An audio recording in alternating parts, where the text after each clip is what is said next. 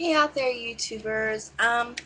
Forgive me for looking a crazy mess, but it is so hot here, and it's like not even worth doing I tried doing my hair, and it's crazy, so I did the best I could to pull it back, and it's a hot mess. So forgive me for looking crazy. But I wanted to share something that I thought was kind of important.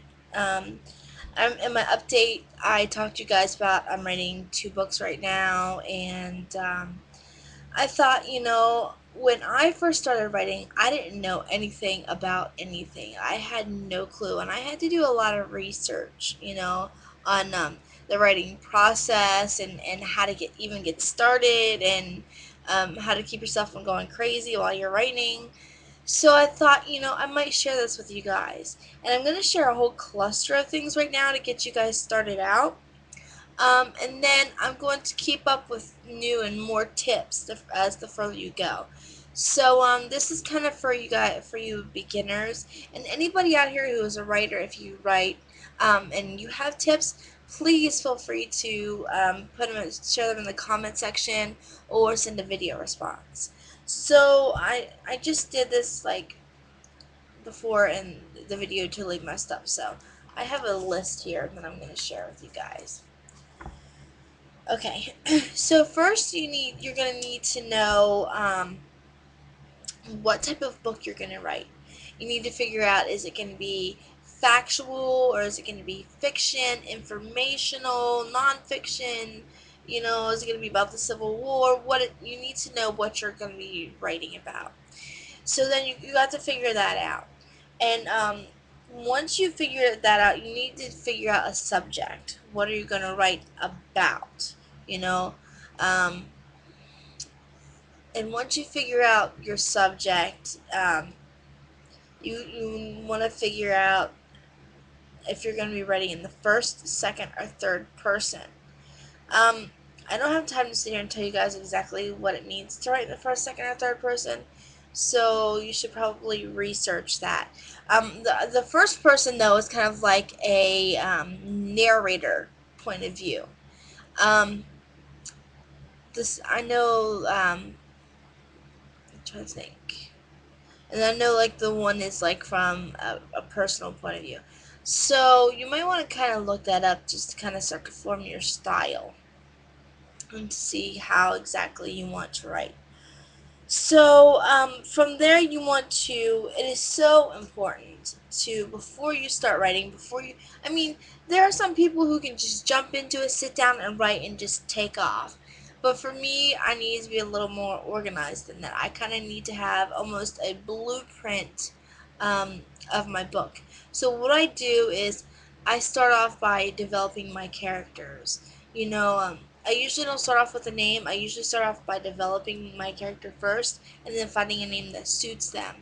So I spend time with my character. I spend time thinking about what their personality is, how they dress, how they act, how they react to situations. And it's the same thing with your world.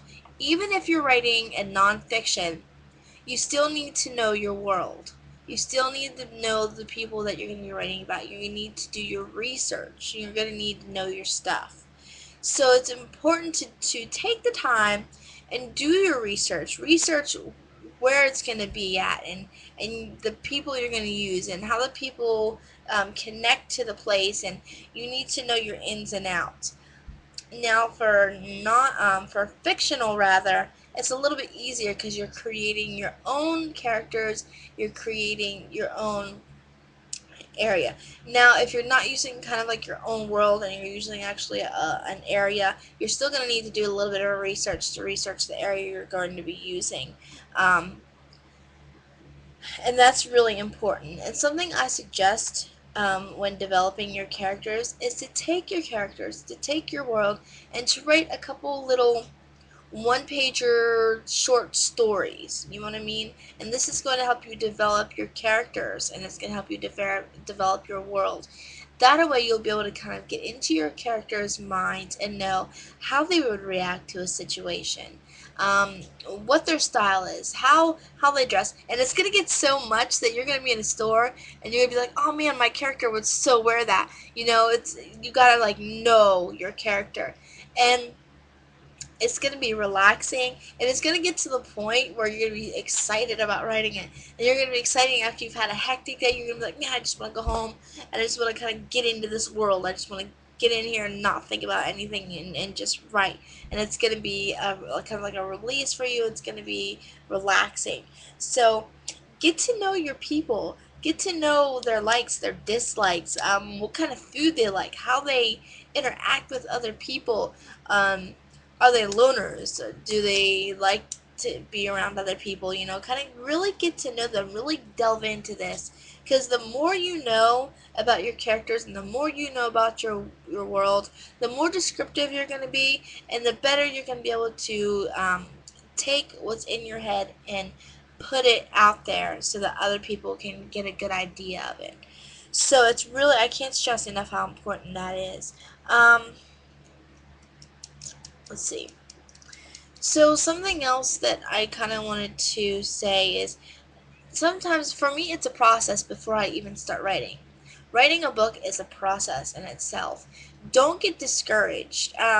That's why researching that is is so good, because you're you're able to complete it with knowledge, and it's kind of like a blueprint. You know what I mean? You want to. This is what I do. Before I even begin to write, I have a blueprint. I have a good idea where my story is going, who my main characters are, how they interact with each other. I know the plot, I know the main twists and the surprises, and sometimes things like that will develop as you're writing. But all the major happenings in my book from beginning to how it's going to end, I know. So when I go to write it, it's just like filling in the blanks, and it takes a lot of the stress off of you. And that way you don't write yourself into a corner, because I've had that happen to me more than a few times. So some other things that are going to help you out is if you go to college. Um, you're usually required to take an English class. That's a good thing. If you don't go to college, there are some English classes online that are for free, and I'll search around for you guys and I'll do another video and tell you where you can find those. But that's going to help you with your grammar, that's going to help you with your words. It's always good. The internet is at your disposal. Go, set yourself up with some goals. Um, have a goal to learn a new word every day so that you can have fun and interesting words in your book. Sometimes that's how I learn new words, is by reading. It's like, oh, I didn't know what that meant. And so you want to incorporate new words in there, and you want to have good grammar. You want to be able to express yourself in a way that people are going to get it. Another thing that I recommend is, I know this is gonna sound crazy, but if you're in college and you have some free electives, take a psychology class. And I know you're thinking, what does psychology have to do with writing? It has a lot to do with it, especially when you're developing your characters.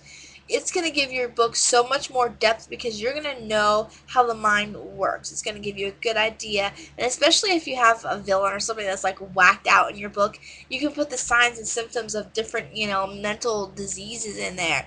And you can use that to give your book more depth, to give your people more depth. So I would recommend taking a psychology class.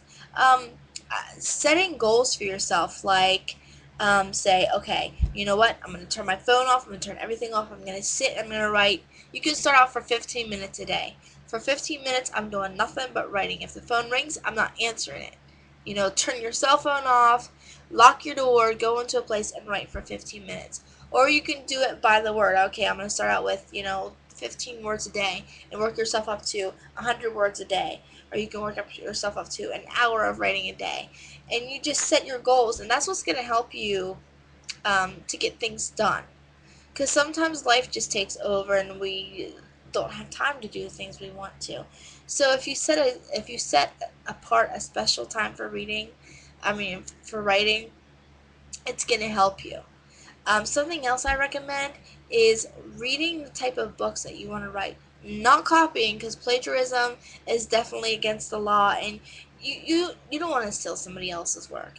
But if you read, it's going to help you to develop your style. Like, I know by reading Anne Rice forever most of my life, that's how, I developed my style. Now, I have my very own style, but what I took from her was her depth of character and her um, what am I thinking of? Descriptiveness. That's what I like about her. So read all types of different books, and it's going to help you develop your style. Don't take, I mean, you can take little things from them that you like, but don't copy. Be yourself. But this is going to help you, like I said, to develop your style. Um, so I'm going to show you some of the tools that I use. I got this at college, and oh my gosh, it helps so much. You can probably buy this at any college or even online. It's a quick access book, and it has like how to do research, or the writing process, sentences, I can't speak sentences, some interesting words and how to use them, how to do like research and documentation. It has like grammar basics and just different things like that, how to use the web for your rating. This is such a great tool. So like I said, it doesn't matter what year, but get yourself a quick access book. That's really going to help you. Something else that I use a lot, I carry one of these with me, and it's just a little notebook, um, and I just put it in my purse. And when if I'm at a store and I see a piece of jewelry that I'm like, oh, my character would so wear that, I can write it down. If I see a new place or a house or something that I think would go great in my book or I want to add, I can write it down. If I'm somewhere and I just get an idea, I can write it down. So you definitely want one of these to carry around with you. Now, if you're a guy, of course, some guys, most guys don't carry purses. Take a couple pieces of paper and fold it up and put it in your wallet with, one of those little mini pens or pencils. In case you get an idea, you can have it to write down. Now, I like to be organized, and my church is starting a writers club. So, because I write on the computer, I write my book on the computer, I like to print it out and keep it in here. So when we share, I have it with me. Plus, I have notebooks that I write down all of my major ideas, and that's where I do basically my planning and my blueprinting, is in my notebook. Something else I do, like I said, the internet is at your disposal. I mean, really. When it's time for me to pick a name for my character, I'll go check out the baby names or just different names of different, or if I'm going to have a specific place in my book, that like a real place. Say I was going to have a place in Venice, then I would go find pictures so that when it comes time to describing it, I can look at the picture and describe it. You can find a picture of a villa. So when it comes down to describing the villa, you can put that. And I'll give you an example here of what I did. Like this is a house that I was going to use in one of my books. And so I printed it out and put some of the main things down here, and I would use this to describe it. Something that I wanted to tell you guys is you're gonna have to draft and redraft it. You're gonna have to like rewrite a few times. Not the whole book, but certain areas you're gonna have to read over it and rewrite it. So don't get discouraged and don't give up. If you think that you're writing and it's not going anywhere, take a break. I don't mean like, put it down, never pick it back up. I mean, walk away and come back a couple hours later with a fresh mind, or when you wake, go to sleep that night and wake up in the morning, you're gonna have a fresh mind and you're gonna be able to look at it in a different way. So just be persistent with it. Don't give up. It'll come. Trust me. Everybody has writer's block one time or another, and next time I share tips, I'm going to share some tips on how to get past writer's block. So if you guys have any questions or there's anything else you want to know, just let me know. And if I don't know it, I'll look it up for you guys. If there's any writers out there who have tips, I would love it if you would leave a comment, or it would be really nice if you could do like a video response. So I really hope this helps somebody, and I will be seeing you guys here soon with some more tips, and I'll be looking forward to reading or watching some of you guys' tips, because everybody can use help. Alright, I'll see you guys next time, and I think that's